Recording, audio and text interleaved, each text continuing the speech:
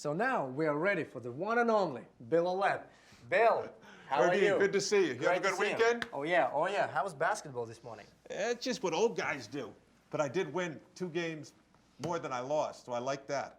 But you did a jiu-jitsu tournament this weekend. That's incredible. It was unbelievable. It was just, man, it's so great to compete because it pushes you to your limit. Yeah. And you understand what your weaknesses are and what you need to work on. I feel so uplifted now, even though I'm sore as hell, to be honest. Beautiful. Boom. Float like a butterfly, sting like a bee. No boxing in jiu-jitsu. Oh, it's not the same thing. Well, you know, I never did either. But we got a serious topic here today. We do. LTV and COCA, lifetime value of the customer, cost of customer acquisition, basically unit economics. Can you please provide your definitions of the two, why they're so important, and how they're connected? Yeah, absolutely. You know, now we're getting into the fundamental math. You know, like in the world, there are laws of physics that you can't defy. In business, that's what we're talking about here. Your lifetime value is the total profits you're going to get from that customer, and we're going to bring that back in today's dollars. And then we're going to talk about how much does it cost to acquire that customer. So if it costs us $1,000 to get if a customer is worth $1,000 to us, that's their LTV. That's all the profit we're going to get from them. So is that good or not good? Well, that depends on how much it costs to acquire the customer. If it costs us $10,000, that's terrible. Bad business. Yeah, but if it costs us $10, that's a great business, right? So we're going to make estimates now as to what those things are. And we don't know them exactly. You know, of course we don't know them exactly. But we can make intelligent guesses about what they're going to be to see if they're in the right magnitude.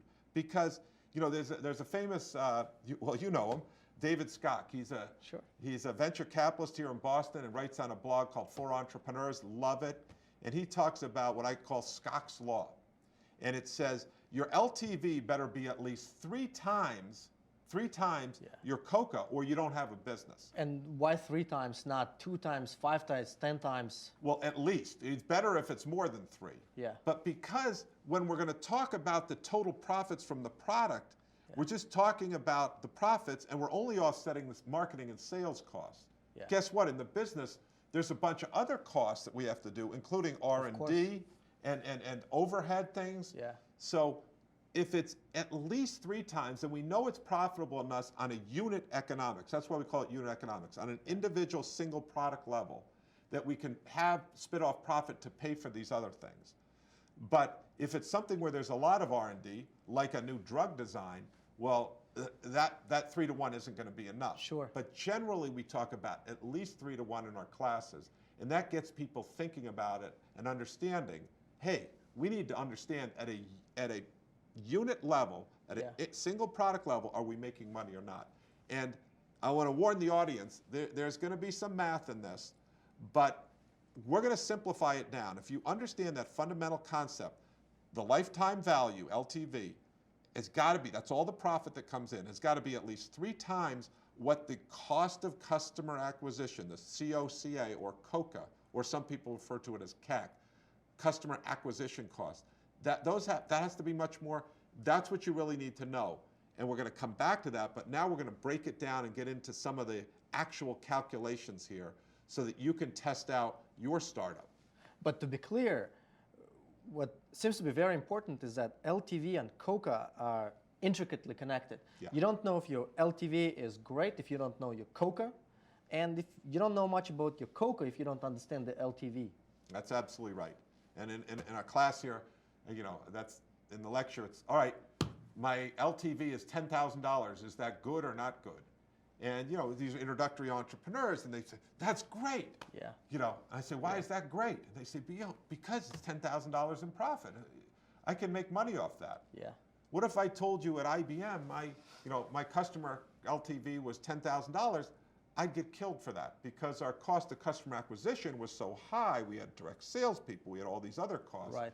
So the two are intricately linked, as you just said. Well, today we are going to attack LTV one by one, the first part. But before we do that, I want to take some initial skepticism out of the way. And the skepticism would be, look, doing LTV is projecting into the future, and no one understands the future. So how can you do LTV in a reliable way if you don't know how many times your customer will buy the product? Yeah, yeah. And you don't know exactly what your price is, because remember in the previous step, we're just estimating prices, and that's going to be input. The basic question is, what's the point? Yeah, what's the point? We don't know. Well, let me address that one head on, because this comes up. I can tell you with 100% certainty that your LTV calculation down to 4 decimal places will not be correct.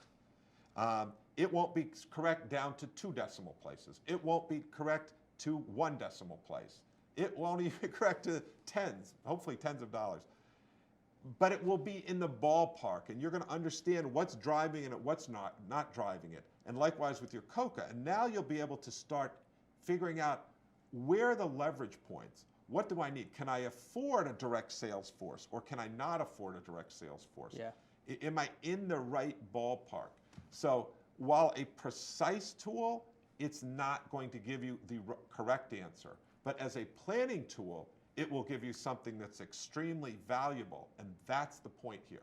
It's not whether it's correct, it's whether it's useful. And in this case, doing this calculation, I can assure you, has been useful to almost every single one of my entrepreneurs. Well, let's break it down.